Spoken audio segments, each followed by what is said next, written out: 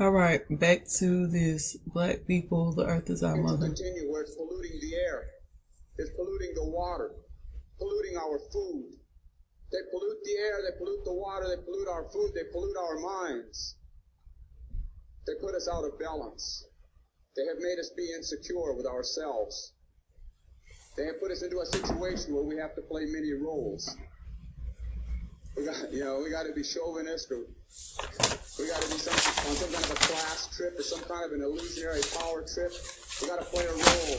We got to play a role to communicate with other people. We got to go through this charade because they have attacked our self-confidence. They have attacked our self-confidence, and they have made us to listen to them. They have made us to believe that they are power. But they are not. They are violent and they are brutal, but they are not power. We are a natural part of the earth. As a natural part of the earth, we have the energy and the power that is the earth. The earth will take care of us if we will remember the earth in more than just our words. If we will remember the earth in our way of life, we are all here to play a role, and all of the animals and all of the life on the earth is playing its proper role except the human people. Somehow we are betraying our purpose here, and that is why we live in the confusion that we live in. They tell us, they want us to believe that we are powerless. We are a natural part of the earth. We are an extension of that natural energy which is spirit and which is power. Power. A blizzard is power. An earthquake is power. A tornado is power. These are all things of power that no oppressor, no machine age can put these things of power in a prison. No machine age can make these things of power submit to the machine age. That is natural power. And just as it takes millions and billions of elements to make a blizzard to happen, or to make the earthquake, to make the earth to move, then it's going to take millions and billions of us. We are power. We have that power. We have the potential for that power. I remember in the 60s and the 70s, and I heard all this thing about power to the people, and I never really understood because everyone was saying power to the people, and they were talking about demonstrating, they were talking about vote. They were talking about dealing on the terms of the oppressor. Our power will come back to us. Our sense of balance will come back to us when we go back to the natural way of protecting and honoring the earth.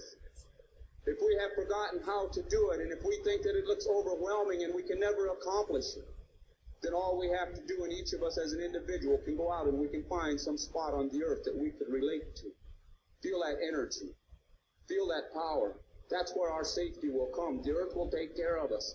We have to understand that the American corporate state will not take care of us. They do not care about us. Maximize their profit. That is where their whole life value is placed upon maximize the profit. They will turn us against each other to maximize the profit because they have done it in the past. Nuclear energy. It's the final assault. Nuclear energy should tell each and every one of us that they have gone beyond the reasons of sanity, that they are no longer sane, that they no longer deal with the real natural world because they want to create a radioactivity. All right, that is going to make it impossible for the Mother Earth to take care of our life. We will not destroy the world. We are arrogant and we are stupid and we are foolish if we believe that we will destroy the world. Man has the ability to destroy all of the people's ability to live on the earth, but we do not have the power to destroy the earth. The earth will heal itself. The earth will purify itself of us. If it takes 1 billion years to get rid of the radiation, the earth will do it because the earth has that kind of a time. We do not. Our obligations and our loyalties have to be to the earth, and they have to be to our sense of community and to our people and to our relations. Our obligations and our loyalties should not be to a government that will not take care of our needs. Our obligations and loyalty should not be to a government that has proven time and time again that it is the enemy of the people unless the people are rich in dollars. That has been the consistent history of Western civilization and the American corporate state government. That's reality. They are not our friends. They do not care for us. We have to face that reality that we have an enemy. We want to talk about nuclear war. Everybody's afraid of nuclear war that's going to come between the Americans and the Russians and the Chinese or whoever. But are they not waging nuclear war on us now when the miners die from cancer from mining that uranium? Are they not waging nuclear war with 3 Mile Island when they release that stuff into the air? Are they not waging nuclear war when they build all of these nuclear reactors and it's not safe? Are they not waging nuclear war when they attack the Indian people on their land, militarily attack the Indian people and racistly attack the Indian people so that they can get at the natural resources to feed their radioactive machine? That is war. And they are waging it against us. They bribe Congress. They bribe your elected officials. They terrorize and intimidate your elected officials by getting the FBI to blackmail them. Those are acts of war. We will have to come to a time in our lifetime, and it will come in our lifetime when we are going to have to deal with the fact that the enemy has taken over your government. The government is not your ally. The government will use you, chew you up, and spit you out. You think that we are wrong? You think that we are talking unrealistically? Then go look at your elders and see what has happened to your elders in your machine-age society. See what kind of respect that they get. See what kind of a voice they are allowed into your society, what kind of input they have. See what their final reward of happiness is after working for this slave state for 30 or 40 years and allowing someone else to exploit their labors. What is racism? Racism is an act of war. Sexism is an act of war. It's a war against our human dignity and our rights to self-respect. This is the war that they wage there. War. They are warlike. And we have to understand that the American corporate state got to where it's at through the act of war. The next war, you want to think about a war? The next war that you better be concerned about is the one that they're going to fight here. Here in the continental United States. They have fought many wars here. They fought us all along, see, because we said it's ours and you haven't got a right to it. They fought us. Now you all are claiming that it's yours under this illusionary concept of private ownership of property. You see that? 1775 to 1894.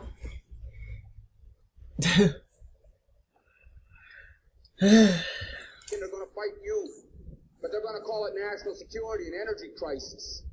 They're going to call it constitutional rights. They're going to call it judicial proceedings. They're going to nationalize, your military coup is going to come by, they're going to nationalize the police departments. That's your military coup. In the name of violence, rising crime.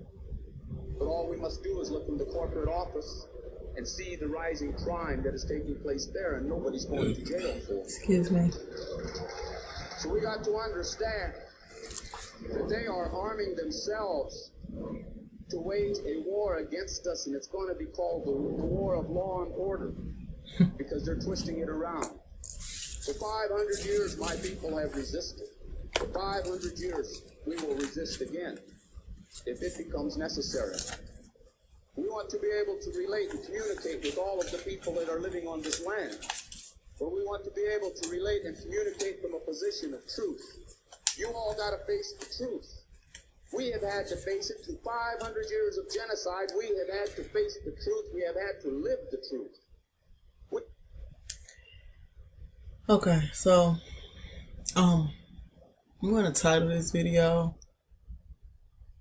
Money for Relocation, because that would get somebody's attention. I just raised over $400 right here from my home.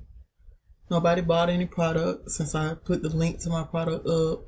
Nobody has made a donation to my Utah GoFundMe except for me. And nobody has just reached out, period, in no form of financial situation. I have subscribers, and I'm thankful that people just take out the time to visit my channel and check me out. Forever grateful that somebody's listening to what I have to say. Like I said, the hardest part of having something to say sometimes is convincing those that are close to us, our family and friends. I have over 2,000 views and 113 subscribers, and I thank everyone for just coming and subscribing and liking and listening. I have my donation button here, my PayPal order now here, and my GoFundMe. Nothing has come from there. So I have to stay active in me and my family getting to Utah. I went through, like I said, all of my jobs, and I just raised over $400. Did I expect that? No. I've just worked a lot of places, and when you're young, you tend to leave jobs without even inquiring of any investments that has been made. So I have them written down, all of my papers. I cleaned my office thoroughly the other day because I can't think in clutter. And once I did that, I pulled out a project that I started on maybe 2 months ago. I never got into the calling part because I was getting the runaround at first. I don't even remember who I called. But long story short, going through all my jobs. I used to work part-time when I was at college at Atlanta Technical College. I'm in Atlanta, and I didn't know that I was contributing to a retirement fund. It was work study. I had no idea. I called about, I'm a bus driver as well. I have CDL. So I called to inquire about my pension from driving a bus, and that was non-existent. You know, when you're a bus driver, they try to hire you on as part-time, and they don't give you any benefits. So that was non-existent as of 2016, today, August.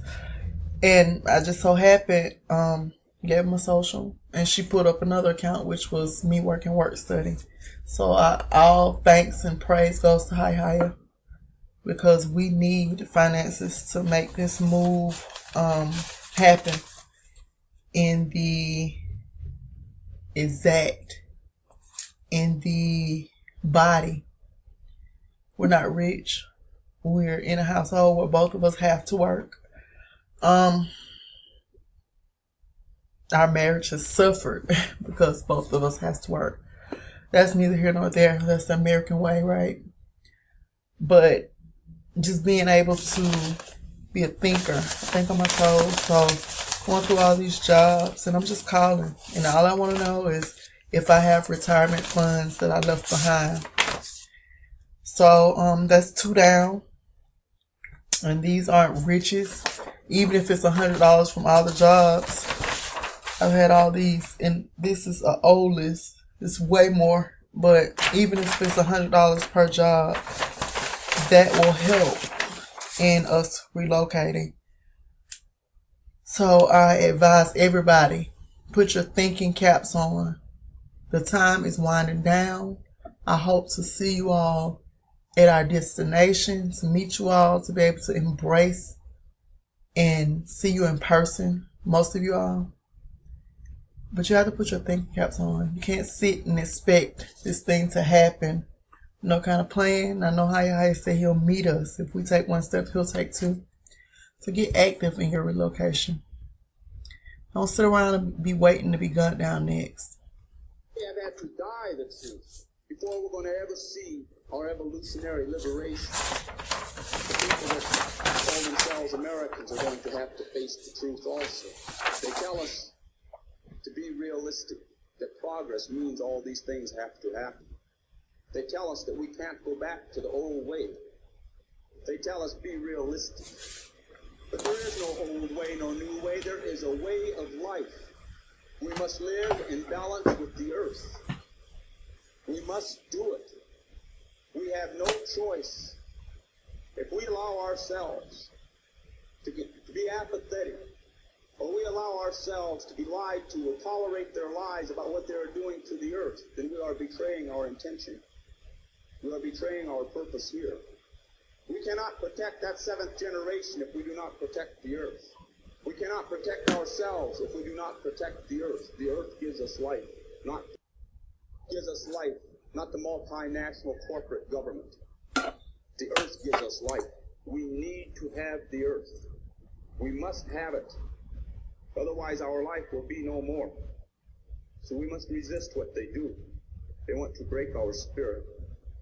They will do everything and anything to break our spirit, our will to live. We must learn to resist. We must learn to see.